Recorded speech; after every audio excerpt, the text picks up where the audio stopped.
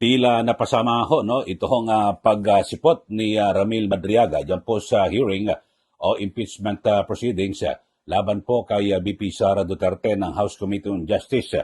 Ito ay lumilitaw na parang lalong pinahina at baka maabsuelto pa ho ito si VP Sara Duterte kung talaga magiging patas lang po ang mga kongresista.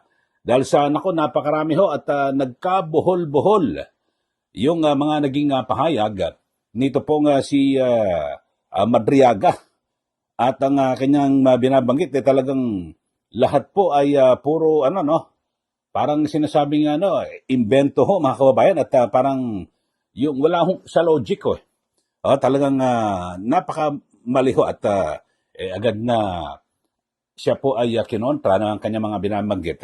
At samantala, isa ho sa kanyang binanggit ho ni si Madriaga ay yung kanyang sabi natin paninira ng puri kay VP Sara Duterte at partikular ito hong binabanggit na yung kanyang yung pag-aaral sa kolehiyo at sabi ho ni VP Sara, ito meron po siyang statement.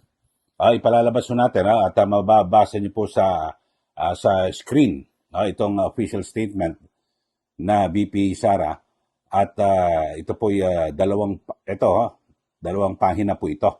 Meron akong statement kapapadala lang ho at ang sabi ho niya ito ho ay mga kababayan, sabi niya, of all the lies thrown during the Committee on Justice mini trial on April 14, the one I personally take issue with is the claim made by a bar flanker and kidnapping suspect that I needed someone to help me get through law school. Kasi binabanggit ito ni Madriaga na parang may tumulong lang daw ho dito po kay VP Sara na nooy siya ay estudyante sa law school para makapasa sa kolehiyo o sa College of Law. Sabi ho ni VP Sara nakumpleto niya yung kanyang pag-aaral At talagang naging maayos po yung kanyang pag-aaral at walang katotohanan. At sa katunayan, ang sabi ho niya ay wala raw siyang ginagawa kasi may mga sinasabi ho na pababasos kung ano man na masama ugali. So wala ho ni sino man na profesor na nagbigay sa kanya ng parang special accommodation at parang itinaas yung kanyang grades. Kasi ito, nag-graduate po si VP Sara noong May 2005.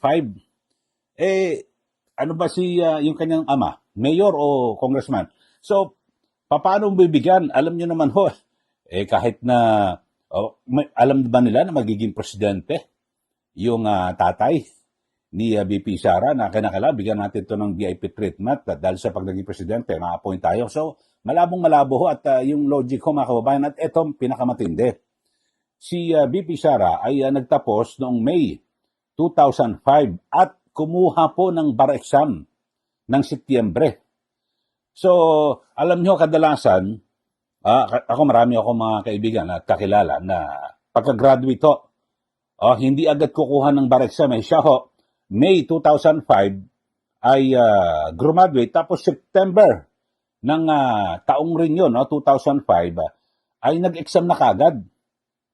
Yun ho, na ito po ay hindi po ginagawa ng iba pang mga estudyante sa San Sebastian College. Yun ho mga kababayan, dahil sa, di ba kadalasan, kapag nag-graduate ka, tapos may 1 year ka na magre-review. Ganun ho ginagawa So, the next year ka mag-exam, magbabar exam. Pero ito pong si VP Sara, pagka-graduate ng Mayo, Setyembre, nag-exam na. At sa unang pagkakataon, first attempt lang ho, pasado na kaagad, na may may average siya ng 80. So, mataas-taas ng 5 points kasi yung, so above the minimum ho siya, 75, so 80. So, maganda ho yung kanyang mga grades kasi kung ating susundan itong mga kwentong kutsero ni Madriaga na parang ipinasa lang dahil sa palakasan, kung ano man, Hindi ito papasa sa bar exam. Naku, napakahirap po kahit na kanino ko kayo magtanong. Ang dami nga ho, may mga cum laude pa. O kung ano no, talagang pag tinanong mo, pagkatapos mo ng bar exam hirap na hirap. Naku, napakahirap na exam. Yung iba nga ho, bumabagsak pa ho, tapos kumukuha ulit. Hanggang pangalawa, hanggang pangatlo. Tapos pag nakatatlo na kasi, para may remedial, mag-aaral ka ulit ng isang taon, tapos kukuha ulit. So, ganun ho. So, napakahirap po talaga yung bar exam. Yun lang ho, mga kababayan, isa po yan sa mga issue no, na talagang binigyan din ni, ni VP Sara. Tapos, may binabanggit din ho itong si Madriaga. Ang dami ho na mga isa painting lang ho. Wala ho, so palpalo ka agad Ang dami ho na mga punto tungkol sa painting, di ba? Yung original artist ng painting, yun po ang binabanggit ho Kasi sabi ho ni Madriaga, meron daw na may binigay raw siya na regalo kay VP Sara. Ito lumabas po yung yung painter na si Tanya Gaisano Lee. Nako, kilala ko po yung pamilya nito sa Davao sabi niya, I gifted this painting to VP Sara when she was a mayor of Davao City in 2021. Anything stated otherwise is false. So, yan ho. Yan. So, pahiya ho siya rito. Mga kabayan, tapos meron din ho binabanggit si dating ombudsman Samuel Martires na kung saan, parang bakit kailangan sa kanya dadaan? Kung sakasakaling talagang tatanggap siya at sinasabi, kadikit niya si Pangulong Duterte, ano ba ipatawag na siya mismo? Silang dalawa na lang magkita. Di po ba? Bakit kailangan dumaan pa rito kay Madriaga na ibigay mo kay sino ba siya? Alam niyo, sa loob po ng 6 na taon na aking pagsubaybay diyan po sa Malacanang, bilang taga-media sa mainstream, ni isang man hindi ko nakita na na hindi po wala ho, hindi nakatabi man lang o kausap ni Pangulong Duterte. Ito pong si Madriaga. Ang talagang madalas ang tunay na kadikit ho, itong si Bongo. Kasi dito sa mga salaysay ho ni Madriaga, parang lumilitaw mas kadikit pa ho siya kay Pangulong Duterte kaysa Bongo. Biro mo lahat ho ang sabi niya kay Madriaga raw pa money laundering si Duterte. Hindi nga siya nakikita. Siguro pwede pa kay Bongo. Kasi di ba, ang tawag nga kay Bongo, pambansang anino. Kung nasaan si Pangulong Duterte, nandun si Bongo. At lahat bukas ho ito na kaalaman sa lahat.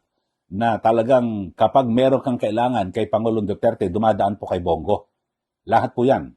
Talagang yan po ang sinasabi po ng lahat. Lahat, appointment, lahat, dun ho dumadaan. Mga kababayan. So, yun ho, isang malaking kasinungalingan. Di po ba? Pati yung sa pagpapalitrato, may binabanggit nga si Atty. Paulo Panelo. Halimbawa, yung lahat po ng mga supporters pwede naman magpalitrato. Tapos yung video message sa birthday, di ba may pangalan, nakita nyo na binabati niya.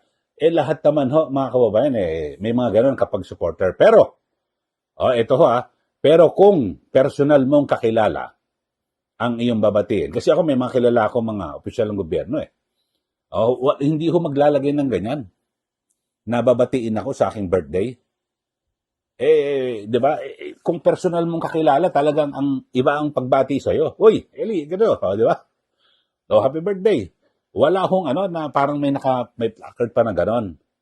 Sa mga lang yun, sa mga supporter, pero talagang kung kilala mo, kasi nakikita ko rin si VP Sara, may mga binabati, sino ba yun? Sila, Direct Daryl Yap, yun talagang pag binabati niya, kasi personal ng kilala walang placard, ganun ho di po ba? So, marami ho ang mga binabanggit. Tapos, yung 125 na confidential funds, ginastos lang daw po sa loob ng 24 oras. Paano ho mangyayari yun? Buti sana sabihin natin, opisyal siya ng OBP. Pwedeng meron siyang personalidad na hawakan ng pera at gastusin na sinasabi niya sa loob ng 18 hours ba o 24 oras. O hindi lang daw 11 days. So napakadami ho na mga pagkakaiba-iba ho. At dito parang lumilitaw si Bongo wala. Siya ang pinakadikit kayo ho. Sige nga i-search nyo kung kailan ho nakakita natin sa mga event ni Pangulong Duterte sa loob at labas ng Malacanang, sa kanyang bahay sa Davao, kung nandun si Madriaga. Kasi doon mapapatunayan na kung talagang ikaw ay kakilala, personal kang kilala ng isang opisyal ng gobyerno, nandun ka man lang sa bahay niya, kaya sa opisina. Di ba? Sabay kayo kumain, kung ano man, may mga ganong pagkakataon, nagkukwentuhan kayo, di ba? Makikita kayo na hindi dahil sa nagpa-picture, o talagang nag-uusap kayo, di ba? Yung mga ganon. Di po ba? Kaya nga sabi, dating Ombudsman Martires kung totoo yan, tsaka bakit sa kanya, ba't ipapadaan pa sa kanya? Di ba? Totoo naman ho, mga kababayan, kasi bakit mo naman, napakarami ho ng mga, kung ano-ano mga pinagsasabi. Kaya ako sa tingin ko, lalo pang pinahina yung impeachment case laban po kay BP Sara Duterte. Ewan ko lang ho, baka nagsisisi na ho sila. Naku, dapat din natin pinatawag si Madriaga Parang mali ang script Sino ba gumawa ng affidavit? Kasi ako naman, aking pananaw ho mga kababayan, talagang ganun sinadya. Na talagang, pananaw ko lang ho ito bilang komentarista at perception, na maaring ganun po ang sinadya para sirain ang imahe ni BP Sara sa mata po ng publiko. Wala na yung impeachment court na yan. Huwag na yan. Huwag na tayo doon. Masyadong malayo pa yan Ngayon na natin, kinakailangan pabagsakin na natin yung popularidad ni BP Sara na para pag-usapan ako, yan pala, kaya pala nakapasaya sa college, sa PLO dahil sa inilakad yung mga grades. Pero hindi tumutugma Nakapasa po sa bar exam 80 ang grade. Yung mismong pagka-graduate, kumuha ka agad. Kadalasan ang normal pagka-graduate, next year pa kukuha ng bar exam. Bakit magre-review pa Siya wala na review, dire-diretso na. Nag-review lang siya, ilang buwan lang yun kasi Mayo siya nag-graduate. May, June, July, August, September, nag-exam na. 4 months lang, bilhin nyo. Kung talagang mahina ang ulo, di po ba? Yun lang marami na mga kung ano-ano, Tapos, yung binabanggit yung ngayon, kumakalat ngayon sa balita, yung mga notice of disallowance na kung saan ay nagbigay na raw po ng pinal na desisyon yung Commission on Audit sa pagkalatan. Hindi pa yung pinal. Kasi may karapatan pareho si BP Sara Duterte na iakyat pa yan, questionin pa iapila sa Supreme Court. Kaya wala pa yan, hindi pa pinal. Pero kung babasahin nyo sa mga social media ngayon, kasi ganun ang naratibo sirain na sa social media. Pero wala nasa sopla wala lahat ng mga inilatag ngayon, wala tablado mga kababayan So, yun mukhang bigo. Bigo po sila, kaya kung inyong pong pansinin kahapon, yung nagtatanong itong si Bicol Saro Representative Terry Ridon, pag yung mga tanong tapos pinaikli na lang kasi parang siya abogado siya, mukhang alam niya na mukhang baka parang mas lalong mapapasama pa tayo dito di po ba? Kasi lahat ng mga inilatag na mga kung ano mga ebidensya, di mo na mga litrato, wala mahirap po patunayan kinakailangan kasi merong ebidensya mga kabayan, di po ba? Pati yung sa confidential funds, kung ano, di ba? Kaya confidential ewan ko lang yung mga nangyari sa mababang kapulungan ng Kongreso, yan po mukhang nangangamoy dapat talagang mukhang yan po pag-aaralan po dapat ng Supreme Court at siyempre anumang gawing hakbang ng lehislatura siyempre pwede yan sa isailalim sa judicial review. So yun po kasi nakikita natin mukhang may mga pwedeng pag-abuso para sa inaharap wag na humaulit. Di po ba?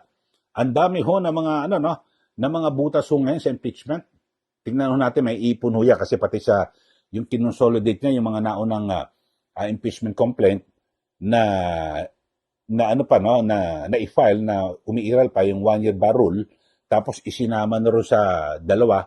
So yung bali 4 yung kinonsolidate. Nako marami rin pwede na silipin Diyan po sa Supreme Court. So napakaraming butas. Kaya dito ho, mga kababayan, ay sa pagdalo ni Madriaga diyan po sa mababang kapulungan ng Kongreso sa House Committee on Justice, sa aking pananaw, parang lalong pinahina ang kaso. Tapos yung susunod daw po na ano no na ipatatawag si dating Senador Antonio Trillanes. So pinahina na ni Madriaga, lalo pang pahihinain ni Trillanes. Alam naman natin kung ano mga pagsasabi niya di ba? Di ba? Yun lang ho, mga kababayan. Tapos lumilitaw ho yung mga lumabas po na bagong ebidensya diyan po sa House Committee on Justice. Katulad yung sa Commission on Audit na meron silang penal decision, wala po yung sa original na complaint. So hindi pa pwedeng gamitin dapat yon. Kasi kung ano lang ang complaint, yun lang dapat ang dinidiscuss. Hindi pa pwede. So lilitaw yung fishing expedition. Yun ho, naku, napakarami ho. Ako, hindi ako abogado, pero nagmamasid lang ho tayo. Kayo ho, ano masasabi nyo ho rito, mga kababayan, sa mga pangyayaring ito? Sige, magbigay na po kayo ng comment at huwag nyo pong kalimutan na mag-subscribe, i-like at i-share. Sundan nyo rin po yung aking Facebook page, Eli Saludar. Yan po yung issue natin, itong pagsipot ni Madriaga, lalong pinahina ang impeachment laban po kay BP Sara. Muli, ito po si Ka Eli. Magandang araw po sa atin lahat.